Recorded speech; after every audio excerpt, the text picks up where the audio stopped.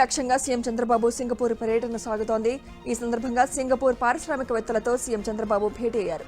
అమరావతిని సందర్శించి సరికొత్త ఆలోచనలతో అవకాశాలను వినియోగించుకోవాలని సింగపూర్ పారిశ్రామికవేత్తలకు చంద్రబాబు పిలుపునిచ్చారు. సింగపూర్లో జరుగుతున్న సమ్మిట్లో సీఎం పాల్గొన్నారు. అంతర్జాతీయ మౌలిక వసతులతో అవకాశాల వేదికగా అమరావతిని తీర్చిదిద్దుతున్నామని వివరించారు. సింగపూర్లో ఏపీ సీఎం చంద్రబాబు రెండో రోజు పర్యటన కొనసాగుతోంది. CBN @361 degrees పాలిమత్ పుస్తకాన్ని సీఎం చంద్రబాబు ఆవిష్కరించారు. కాకతీయ కల్చరల్ అసోసియేషన్ ఆధ్వర్యంలో పుస్తక ఆవిష్కరణ కార్యక్రమం జరిగింది. రేపటి కోసం చీఫ్ ఎడిటర్ శిఖామూరి శ్రీనివాస్ ప్రసాద్ ఈ పుస్తకాన్ని రచించారు. ఇది ఏపీ అభివృద్ధి విజన్, అమరావతి నిర్మాణంపై చంద్రబాబు దూరదృష్టిని ప్రతిబింబించే పుస్తకమని, బాహ్య ప్రపంచానికి తెలియని పలు అంశాలను పుస్తకంలో పొందుపరిచినట్లు నిర్వాహకులు వెల్లడించారు. తల్లికి వందనం పథకంపై ఏపీ ప్రభుత్వం కీలక అప్డేట్ ఇచ్చింది. జూలై 3వ వారంలో తల్లికి వందనం నిధులు జమ చేయనుంది. దీనిపై మంత్రి లోకేష్ ఇవాళ విద్యాశాఖ అధికారులతో సమీక్ష నిర్వహించారు.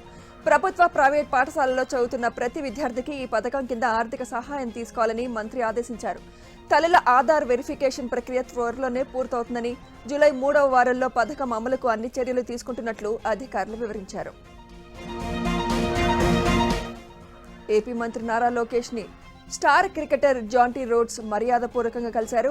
క్రీడా రంగంలో నూతన ఆవిష్కరణలపై చర్చించారు. అంతర్జాతీయ ఉత్తమ పద్ధతులను అవలంబిస్తూ రాబోయే తరాన్ని ఛాంపియన్లుగా తీర్చిదిద్దడంపై జాంటీ రోడ్స్తో సమావేశమైనట్లు తెలిపారు. ఏపీని ప్రపంచ స్థాయి క్రీడా హబ్గా తీర్చిదిద్దేందుకు కూటమి ప్రభుత్వం కట్టుబడిందన్నారు. ఏపీలో శాంతి భద్రతల పరిరక్షణ, నేరాల నియంత్రణే ధ్యేయంగా కూటమి ప్రభుత్వం విప్లవాత్మక మార్పులు తెచ్చింది. హోంమంత్రి అనిత అన్నారు. గత వైసీపీ ప్రభుత్వ హయాంలో నిర్వీర్యమైన పోలీస్ వ్యవస్థను 2 ఏళ్లలో గాడిలో పెట్టడమే కాకుండా అత్యాధునిక సాంకేతికతను జోడించి నేరాల రేటును గణనీయంగా తగ్గించగలిగామన్నారు. అమరావతిలో 2 ఏళ్లలో హోంశాఖ సాధించిన ప్రగతి, భవిష్యత్ కార్యాచరణను మంత్రి వివరించారు. కర్నూలు జిల్లా గోనగండ్ల విద్యార్థుల సమస్యపై మంత్రి నారా లోకేష్ స్పందించారు. జూనియర్ కాలేజీకి ప్రహరీ నిర్మాణం చేపట్టాలని లోకేష్ ఆదేశించారు. కాలేజీ ప్రాంగణంలో ముళ్ల పొదలు పెరిగిపోవడంతో కోతులు, కుక్కలు సంచరిస్తున్నాయని, అలాగే కొందరు అసాంఘిక కార్యక్రమాలకు పాల్పడుతున్నారని విద్యార్థులు మొరపెట్టుకున్నారు. దీనిపై స్పందించిన మంత్రి లోకేష్ ప్రహరీ నిర్మాణం వెంటనే పూర్తి చేయాలని అధికారులకు ఆదేశించారు. విశాఖలో ఏర్పాటు కానున్న డేటా సెంటర్లపై దుష్ప్రచారం చేస్తున్నారని ఎంపీ భరత్ మండిపడ్డారు. విశాఖ సిపి డేటా సెంటర్లకు వ్యతిరేకమని తప్పుడు ప్రచారం చేశారని ఆయన ఆగ్రహం వ్యక్తం చేశారు. రేడియేషన్ తగ్గించమని అడగాలి కానీ డేటా సెంటర్లు వద్దనడం సరికాదని ఎంపీ భరత్ స్పష్టం చేశారు. గూగుల్ డేటా సెంటర్ ఏర్పాటుకు పర్యావరణ అనుమతులు ఉన్నాయన్నారు. డేటా సెంటర్ల వల్ల ఎకోసిస్టమ్ అభివృద్ధి చెందుతుందని ఎంపీ భరత్ తెలిపారు. ఏపీ అభివృద్ధికి కేంద్రం నుంచి పూర్తి సహకారం అందిస్తుందని కేంద్ర మంత్రి ప్రహ్లాద్ జోషి అన్నారు. అమరావతి కోసం హడ్కో నుంచి 11,000 కోట్ల రూపాయలు ఇచ్చామన్నారు. అమరావతిని కనెక్ట్ చేస్తూ ప్రత్యేక రైల్వే లైన్ కోసం నిధులిచ్చామని తెలిపారు. ఏపీ అభివృద్ధికి CM Chandrababu, deputy CM Pavan Kalyan తీవ్రంగా కృషి చేస్తున్నారని ప్రశంసించారు. తెలంగాణ కోసం కూడా ఇదే అభివృద్ధి పదంలో పనిచేస్తున్నామని ప్రహ్లాద్ జోషి స్పష్టం చేశారు. అనకాపల్లి జిల్లా నర్సీపట్నం నియోజకవర్గం నుంచి IIITకి 40 మంది విద్యార్థులు ఎంపిక కావడం హర్షణీయమని ఏపీ స్పీకర్ చింతకాయల అయ్యన్న పాత్రుడు అన్నారు. నర్సీపట్నంలోని 4 మండలాల నుంచి ఏకంగా 40 మంది విద్యార్థులు ఎంపిక కావడం చాలా సంతోషకరమన్నారు. తన రాజకీయ జీవితంలో ఒకే నియోజకవర్గం నుంచి ఎంతమంది ఎంపిక కావడం ఇదే తొలిసారని అన్నారు. త్వరలో 40 మంది విద్యార్థులను, వారి తల్లిదండ్రులను ఆహ్వానించి ఘనంగా సత్కరిస్తామన్నారు. ప్రైవేట్ విద్యా సంస్థలకు మించి ప్రభుత్వ పాఠశాలల్లో మంచి ఎడ్యుకేషన్ ఇచ్చేందుకు కూటమి ప్రభుత్వంలో పునాదులు పడుతున్నాయని ఏపీ డిప్యూటీ స్పీకర్ రఘురామకృష్ణరాజు అన్నారు. ప్రభుత్వ నిధులపై ఆధారపడకుండా దాతల సహకారంతో జిల్లా పరిషత్ హైస్కూళ్లలో కంప్యూటర్ ల్యాబ్స్ ను రఘురామ ప్రారంభించారు. వారం రోజుల్లో నియోజకవర్గంలోని అన్ని జిల్లా పరిషత్ హైస్కూళ్లలో కంప్యూటర్ తరగతులను ప్రారంభిస్తామన్నారు. గొడ్డలి పార్టీని ప్రజలు నమ్మే పరిస్థితుల్లో లేరని వెంకటగిరి ఎమ్మెల్యే రామకృష్ణ అన్నారు. నెల్లూరు జిల్లా వెంకటగిరి నియోజకవర్గం సైదాపురం మండలంలో నియోజకవర్గ స్థాయిలో నిర్వహించిన కూటమి విజయోత్సవ ర్యాలీలో ఎమ్మెల్యే పాల్గొన్నారు. బస్టాండ్ నుంచి భారీగా ర్యాలీ చేపట్టి విజయోత్సవ సభకు వెళ్లారు. విజయోత్సవ సభ వద్ద ఏర్పాటు చేసిన ప్రభుత్వ అభివృద్ధి సంక్షేమ పథకాల స్టాళ్లను ఎమ్మెల్యే పరిశీలించారు. అనంతరం ఎన్టీఆర్ చిత్రపటానికి పూలమాల వేసి నివాళులర్పించారు. కేసినేని బ్రదర్స్ మధ్య విమర్శల పర్వం కొనసాగుతోంది. ఇప్పటికే బద్ధ శత్రువులుగా మారిపోయిన అన్నదమ్ములు సోషల్ మీడియాలో పరస్పర పోస్టులతో హీట్ పుట్టిస్తున్నారు. తాజాగా మాజీ ఎంపీ కేసినేని నాని ఫేస్బుక్లో మరో పోస్ట్ పెట్టారు. పిట్టల దొర ప్రెస్ మీట్ పెట్టి తనపై పిట్ట కథలు బాగా చెప్పారంటూ ఎంపీ కేసినేని చిన్నిపై మండిపడ్డారు. తనపై ప్రధాని మోదీతో పాటు కేంద్ర హోంమంత్రి, సీబీఐ, ఈడీకి ఫిర్యాదులు చేయకుండా గల్లీలో ప్రెస్ మీట్ పెట్టి విమర్శలు చేయడం ఏంటి అంటూ కేసినేని నాని ప్రశ్నించారు. వైసీపీ సైకోల అరాచకానికి పసిబాలుడు బలయ్యాడని కృష్ణా జిల్లా ఎమ్మెల్యే బోడే ప్రసాద్ అన్నారు. బాపట్ల జిల్లాకు చెందిన 10వ తరగతి విద్యార్థి అమర్నాథ్ గౌడ్ 3వ వర్ధంతి సందర్భంగా చిత్రపటానికి ఎమ్మెల్యే నివాళులర్పించారు. వైసీపీ ప్రభుత్వంలో సైకోల రాక్షసత్వానికి అమర్నాథ్ బలయ్యాడని అన్నారు. 5 ఏళ్ల పరిపాలనలో దాడులే ధ్యేయంగా ఎంతో మందిని వైసీపీ ప్రభుత్వం పొట్టన పెట్టుకుందని ఆగ్రహం వ్యక్తం చేశారు. హోంమంత్రి అనితపై వైసీపీ నేత అమర్నాథ్ వ్యాఖ్యలను నిరసిస్తూ కోనసీమ జిల్లా అమలాపురంలో మహిళలు ఆందోళన చేపట్టారు. అమర్నాథ్ ఫోటోతో కూడిన ఫ్లెక్సీని కోడిగుడ్లతో కొట్టారు. అనితపై వ్యాఖ్యలు అత్యంత హేయమైనవని మండిపడ్డారు. వెంటనే క్షమాపణ చెప్పాలని డిమాండ్ చేశారు. హోంమంత్రి అనితను ఉద్దేశించి వైసీపీ నేత గుడివాడ అమర్నాథ్ చేసిన వ్యాఖ్యలు దుమారం రేపుతున్నాయి. అయితే తాను ఏ సందర్భంలో వ్యాఖ్యలు చేయాల్సి వచ్చిందో ఆయన వివరణ ఇచ్చారు. తాను మహిళా లోకంపై మాట్లాడలేదని, కేవలం ఓ వ్యక్తి సభ్యత, సంస్కారహీనంగా మాట్లాడిన వ్యాఖ్యల్ని మాత్రమే ఖండించానని ఎక్స్లో పోస్ట్ చేశారు. కాకినాడ జిల్లా తునిలో అదృశ్యమైన 2 ఏళ్ల చిన్నారి కోసం గాలింపు కొనసాగుతోందని మంత్రి అనిత అన్నారు. త్వరలోనే ఆ చిన్నారి కుటుంబ సభ్యులను కలుస్తానని తెలిపారు. చనిపోయిన కుక్క పోస్టుమార్టం రిపోర్ట్ ఇంకా రావాల్సి ఉందని, రిపోర్ట్ ఆధారంగా కూడా దర్యాప్తు చేస్తామని తెలిపారు. కర్ణాటకలోని రాజోలి బండ్ డైవర్షన్ స్కీమ్ ఆనకట్టను కేఆర్ఎంబీ ఇంజనీర్లు పరిశీలించారు. ఆర్డీఎస్ ఆనకట్ట నుంచి కర్ణాటక, తెలంగాణకు విడుదలవుతున్న నీటి విడుదల, పెండింగ్ పనులు, ఆనకట్టను బ్యారేజీగా మార్చేందుకు తీసుకోవాల్సిన చర్యలపై అధికారులతో సమీక్ష నిర్వహించారు. అలాగే కర్ణాటక, ఏపీ రాష్ట్రాల అక్రమ నీటి తరలింపుపై కూడా చర్చించారు. తెలంగాణ వ్యవసాయ రంగాన్ని సాంకేతికతతో మరింత బలోపేతం చేయడమే లక్ష్యంగా ప్రభుత్వం కీలక నిర్ణయాలు తీసుకుంది. రైతులకు నాణ్యమైన విత్తనాల నుంచి ఎరువుల పంపిణీ, ధాన్యం కొనుగోలు వరకు ప్రతి దశలో పారదర్శకత తీసుకురావాలని సీఎం రేవంత్ రెడ్డి ఆదేశించారు. రైతులకు బోనస్ అందించే 7 రకాల సన్న వడ్ల సాగును ప్రోత్సహించేందుకు ఆ విత్తనాలను సబ్సిడీపై అందుబాటులో ఉంచాలని అధికారులను ఆదేశించారు. మెట్రో ప్రాజెక్టును అడ్డుకోవాల్సిన అవసరం కిషన్ రెడ్డికి లేదని, తెలంగాణ అభివృద్ధికి తాము కట్టుబడి ఉన్నామని బండి సంజయ్ తెలిపారు. కాంగ్రెస్ సర్టిఫికేట్ తమకు అవసరం లేదన్నారు. తెలంగాణలోని ప్రభుత్వ పాఠశాలలోని విద్యార్థులకు కార్పొరేట్ స్థాయి వసతులు కల్పించడమే లక్ష్యంగా యంగ్ ఇండియా స్టూడెంట్ కిట్ ఇవ్వాలని ప్రభుత్వం నిర్ణయించడం దేశానికే ఆదర్శమని ఎమ్మెల్సీ అద్దంకి దయాకర్ అన్నారు. ఈ నెల 19న సీఎం రేవంత్ రెడ్డి ఈ కార్యక్రమాన్ని ప్రారంభిస్తారని తెలిపారు. ఈ అవకాశాన్ని విద్యార్థులు సద్వినియోగం చేసుకోవాలని అద్దంకి దయాకర్ సూచించారు. సంగారెడ్డిలో పోటీపై మరోసారి స్పష్టతనిచ్చారు టీపీసీసీ వర్కింగ్ ప్రెసిడెంట్, మాజీ ఎమ్మెల్యే జగ్గారెడ్డి. వచ్చే అసెంబ్లీ ఎన్నికల్లో సంగారెడ్డి నియోజకవర్గం నుంచి తాను పోటీ చేయడం లేదని జగ్గారెడ్డి స్పష్టం చేశారు. తన భార్య నిర్మలనే కాంగ్రెస్ ఎమ్మెల్యే అభ్యర్థిగా పోటీ చేస్తుందని జగ్గారెడ్డి చెప్పారు. 100కి 101% తన భార్యే సంగారెడ్డి నుంచి పోటీ చేస్తుందని ప్రకటించారు. వర్షాకాల సన్నద్ధతపై డీజీపీసీని ఆనంద్ సమీక్ష నిర్వహించారు. ఈ సమావేశంలో ప్రభుత్వ సలహాదారుడు సుదర్శన్ రెడ్డి, ఇతర ఉన్నతాధికారులు పాల్గొన్నారు. ప్రజల భద్రత, ట్రాఫిక్ నిర్వహణకు అత్యంత ప్రాధాన్యత ఇవ్వాలని డీజీపీ ఆదేశించారు. శాఖల మధ్య సమన్వయంతో నీటి నిల్వ సమస్యలకు శాశ్వత పరిష్కారాలు చూపాలన్నారు. వర్షాల కారణంగా ప్రజలు ఇబ్బందులు పడకుండా పోలీస్ శాఖ అత్యంత అప్రమత్తంగా వ్యవహరిస్తోందని డీజీపీ తెలిపారు. కృష్ణా జిల్లా పామరు పోలీస్ స్టేషన్లో 2 ఎలక్ట్రానిక్ మీడియా ప్రతినిధులపై కేసులు నమోదయ్యాయి. జర్నలిస్టులు నాగభూషణం, గంగాధర్పై పామరు పోలీసులు కేసు నమోదు చేసి తనను వేధిస్తూ బెదిరిస్తున్నారంటూ పంచాయతీ కార్యదర్శి వీనం భార్గవి ఫిర్యాదు చేయడంతో ఎస్పీ ఆదేశాలతో విచారణ చేపట్టిన పామరు పోలీసులు 2 జర్నలిస్టులపై కేసులు నమోదు చేశారు.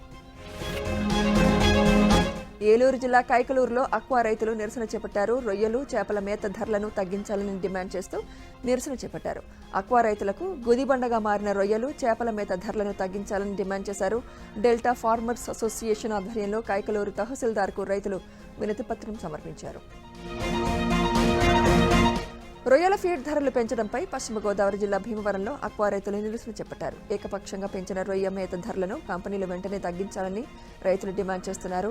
రైతుల అనుమతి లేకుండా సిండికేట్ మాఫియాగా ఏర్పడి ఫీడ్ ప్లాంట్ యజమానులు ధరలు పెంచారని అక్వా రైతు సంఘం నాయకులు ఆరోపిస్తున్నారు. పెంచిన మేత ధరలు తగ్గించే విధంగా ప్రభుత్వం చర్యలు చేపట్టాలని వారు కోరుతున్నారు. కోనసీమ, పశ్చిమ గోదావరి జిల్లాలో అక్వా రైతుల ఆందోళనలు చేపట్టారు. అక్వా సమస్యల పరిష్కారం సహా ఫీడ్ ధరలను తగ్గించాలని డిమాండ్ చేశారు. కోనసీమ జిల్లా అమలాపురంలోని ధర్నా చౌక్లో అక్వా రైతులు ధర్నాకు దిగారు. అనంతరం అక్కడి నుంచి కలెక్టరేట్ వరకు నిరసన ర్యాలీ చేపట్టారు. రొయ్య రేట్లు పెంచాలి, మేత ధరలు తగ్గించాలి అంటూ నినాదాలు చేశారు. అనంతరం స్థానిక తహసీల్దార్కు అక్వా రైతులు వినతి పత్రం అందజేశారు. లంబాడీ ఉద్యోగులు, ఉన్నతాధికారులపై ఏసీబీ దాడులను నిరసిస్తూ గిరిజన విద్యార్థి సంఘం ఆధ్వర్యంలో ఇవాళ హైదరాబాద్లో ఏసీబీ కార్యాలయాన్ని ముట్టడించారు. రాజకీయ కుట్రలో భాగంగానే లంబాడీ ఉద్యోగులను ఎక్కడికక్కడ ఏసీబీ ద్వారా ఇబ్బందులకు గురి చేస్తోందని ఆరోపించారు. నిరసనకారులను పోలీసులు అదుపులోకి తీసుకుని స్టేషన్కు తరలించారు. నాగర్ కర్నూలు జిల్లా వెల్దండ మండల కేంద్రంలో శిథిలావస్థకు చేరుకున్న బాలుర వసతి గృహం నూతనంగా నిర్మించి జూనియర్ కళాశాల చుట్టూ ప్రహరీ గోడ నిర్మించాలంటూ ఏబీవీపీ ఆధ్వర్యంలో నిరాహార దీక్ష చేపట్టారు. సొంత జిల్లా అని చెప్పుకునే ముఖ్యమంత్రి బడుగు బలహీన వర్గాల గోడు మీకు పట్టదని అన్నారు. ఎమ్మెల్యే కసిరెడ్డి నారాయణ రెడ్డి ఎన్నిసార్లు వినతి పత్రం అందజేసినా దీనిపై స్పందించకపోవడం బాధాకరమన్నారు. ఇప్పటికైనా స్పందించకపోతే ఎమ్మెల్యే క్యాంప్ ఆఫీస్ ముట్టడిస్తామన్నారు. నిర్మల్ జిల్లా మైసంపేట్ పునరావాస గ్రామస్తులు ఆందోళన చేపట్టారు. గ్రామస్తులకు వ్యవసాయ భూములు హద్దులు చూపిస్తుండగా అటవీశాఖ అధికారులను గ్రామస్తులు అడ్డుకున్నారు. గ్రామ గిరిజనులకు భూములు కేటాయించిన తర్వాతే హద్దులు చూపించాలని డిమాండ్ చేస్తూ ఆందోళన చేపట్టారు. తమ భూములకు శాశ్వత పరిష్కారం చూపించాలని రైతులు కోరుతున్నారు. తిరుపతిలో కొళ్లిన మాంసాన్ని విక్రయిస్తున్న ముఠాపై కఠిన చర్యలు తీసుకోవాలని సిపిఐ పార్టీ నిరసన చేపట్టింది. తిరుపతి మున్సిపల్ కార్యాలయం ఎదుట సిపిఐ నాయకులు నిరసన కార్యక్రమం నిర్వహించారు. నాసిరకం, కుళ్లిన మాంసాన్ని విక్రయిస్తున్న హోటళ్లపై, అలాగే సప్లై చేస్తున్న ముఠాపై కఠిన చర్యలు తీసుకోవాలని డిమాండ్ చేశారు. నిబంధనలు ఉల్లంఘిస్తున్న వారిపై కఠిన చర్యలు తీసుకోవాలని సిపిఐ నేతలు డిమాండ్ చేశారు. వర్షాలు ప్రారంభం కావడంతో రైతులు వ్యవసాయ పనులు ముమ్మరం చేశారు. ఖమ్మం జిల్లాలో 5 రోజులుగా కురుస్తున్న భారీ వర్షానికి రైతులు పత్తి సాగులో నిమగ్నమయ్యారు. గతేడాది అతివృష్టి వల్ల రైతులు తీవ్రంగా నష్టపోయారు. ఈ ఏడాది వాతావరణం అనుకూలంగా ఉందంటున్న ఆశతో రైతులు పత్తి సాగును పెంచనున్నారు. పంట బీమా అమలు చేసి రాయితీపై రైతులకు విత్తనాలు, ఎరువులు అందించి సాగు భారం తగ్గించాలని రైతులు కోరుకుంటున్నారు. కరీంనగర్లో స్కూళ్లు, కాలేజీలకు సంబంధించిన వాహనాలను ఆర్టీఓ అధికారులు, పోలీసులు తనిఖీ చేశారు. పలు చౌరస్తాలో స్కూల్ వ్యాన్లు, ఆటోలను నిలిపివేసి విస్తృతంగా తనిఖీలు చేపట్టారు. వాహనాల ఫిట్నెస్, డ్రైవింగ్ లైసెన్స్లను పరిశీలించడంతో పాటు పరిమితికి మించి విద్యార్థులను తరలిస్తున్న వాహనాలపై కేసులు నమోదు చేశారు. ప్రతి వాహనానికి ఫిట్నెస్ సర్టిఫికేట్ తప్పనిసరిగా ఉండాలని స్పష్టం చేశారు. కొమురం భీం జిల్లాలో మరోసారి పోడు భూముల రగడ తలెత్తింది. పోడు రైతులు, అటవీశాఖ అధికారుల మధ్య వాగ్వాదం జరిగింది. పోడు భూముల్లో సాగు పనులను అధికారులు అడ్డుకున్నారు. దీంతో తమను వేధింపులకు గురి చేస్తున్నారని పోడు రైతులు ఆరోపిస్తున్నారు. మహిళా సాధికారతకు అండగా నిలవాల్సిన వ్యవస్థలోనే అక్రమాల నీడలు కమ్ముకున్నాయి. అనంతపురం జిల్లా తండాలో మహిళా సంఘాలకు మంజూరైన స్త్రీనిధి రుణాలపై యానిమేటర్ విజయ్ కుమార్ కన్నేశాడన్న ఆరోపణలు కలకలం రేపుతున్నాయి. సభ్యులకు, సంఘాల నాయకులకు ఏమాత్రం సమాచారం ఇవ్వకుండా రుణాలను తీసుకుని లక్షల రూపాయలు కాజేసిన వ్యవహారం ఆలస్యంగా వెలుగులోకి వచ్చింది. బాధిత మహిళలు 100 మందికి పైగా వెలుగు కార్యాలయాన్ని ముట్టడించి న్యాయం చేయాలని డిమాండ్ చేశారు.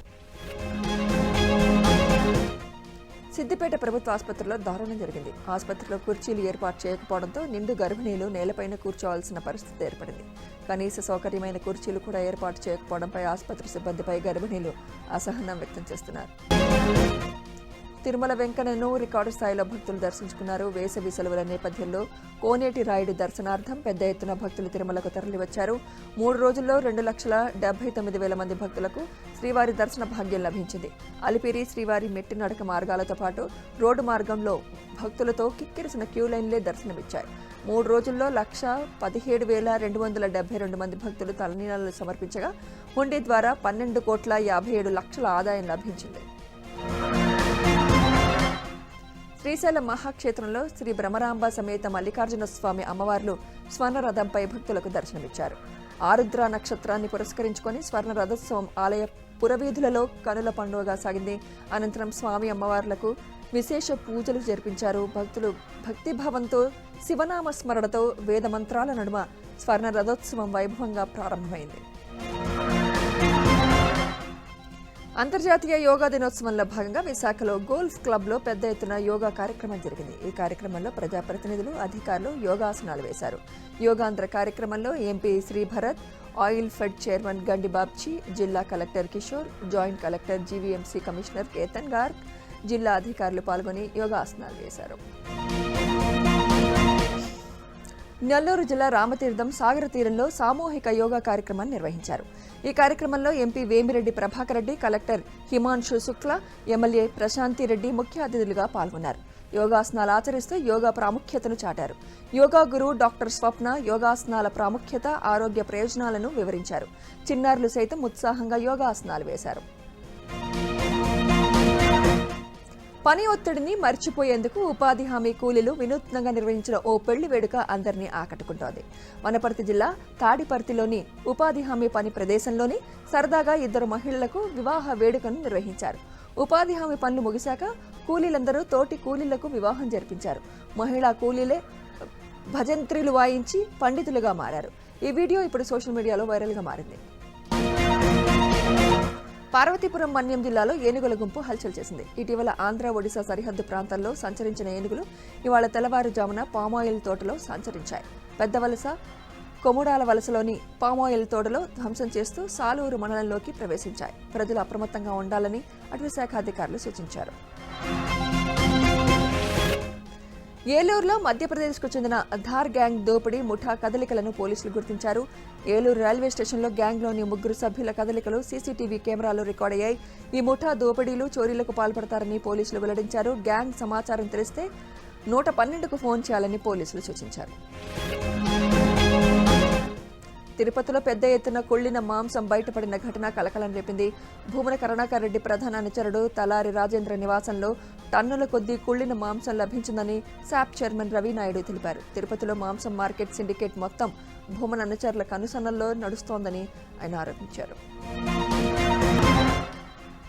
ఆదిలాబాద్ జిల్లాలో నకిలీ విత్తనాలు విక్రయిస్తున్న అంతర్రాష్ట్ర ముఠాను పోలీసులు పట్టుకున్నారు.